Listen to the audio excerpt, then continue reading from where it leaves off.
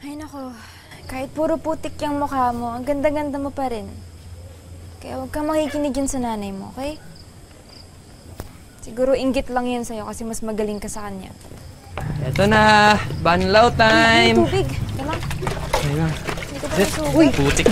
Ba't dumi yung t-shirt mo? Naman! Hindi ka lang? Sugatan ka? Okay ka lang? Ikaw, okay ka lang ba? Hindi ka pa na paano? Paano sugat ka? Pero Ako. sugatan ka ba? Okay ka lang? Meron ka sa Ana? Thank you.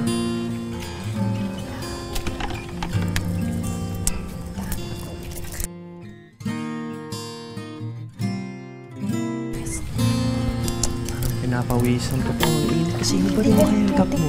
Sugat? Ano ba yan? Oo. Nagsumugasan natin. Okay ka lang, hindi ka nasugatan.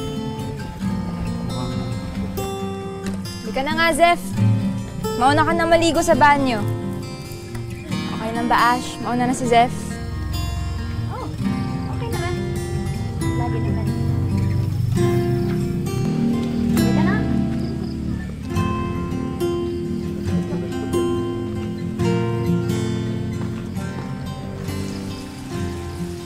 Tumaog na kaya tayo sa pulis.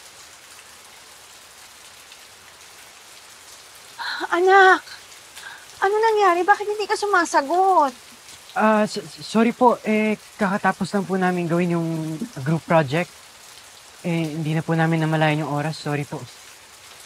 Project o bumabarkada?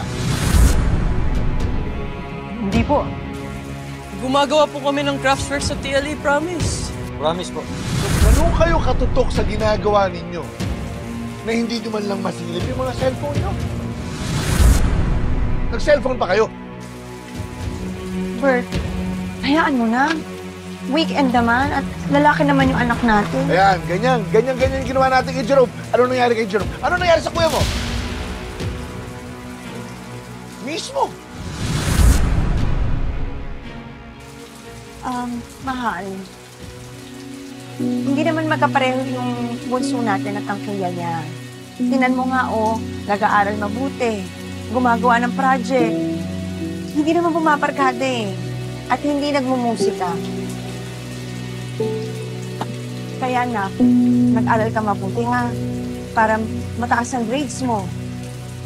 Para pagka-graduate mo mula sa high school, madali ka makakapasok ng kolehiyo sa Manila at makakapag-nursing ka na. Siguraduhin nyo lang na pag-aaral talaga yung inaatupag nyo. At hindi ka nagpapa-impluensya sa masasamang bata na walang ginawa kundi sumayaw-sayaw at kumanta-kanta lang. Tama lang, nawala ka sa ANP ng maka. Kung hindi, magagaya ka lang sa kuya mo at ayaw mong magaya sa kuya mo. Kuya, anong mali? Sige na. Sige na. Marco. Kuya, umayos ka na lang para di na magalit si na Papa. Marco. Sila yung dahilan kung bakit ako nagkakaganito. Wala tayong ginawang tama sa mga mata nila. Sa'yo na yan. May pirma yan, Jamie C. Paboritong banda natin. Huwag mo hayaan diktahan nila yung puso mo. Huwag mo hayaan mawala sa yung pagmamahal mo sa musika. Dahil kapag nawala yun, parang nawala ka na rin sa sarili mo. At yung musika, yun yung magpapabalik sa atin sa katinuan.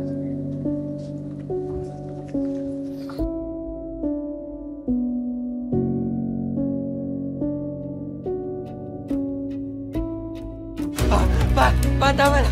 Tama na! Bitawan mo ako, kuya! Hakas to! Tama na po! Wag! Bitawan mo! Papa, bakit niyo po ba ginagawa to? Para ka tumulat sa kuya mo! Papa, wag! Papa, wag!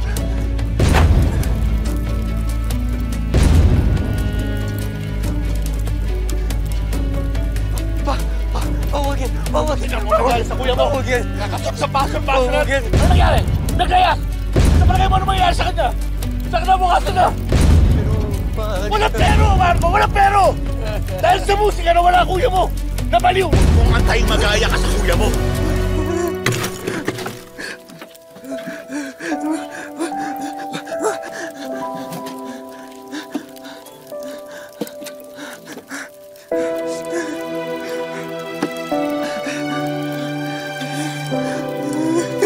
Kuya.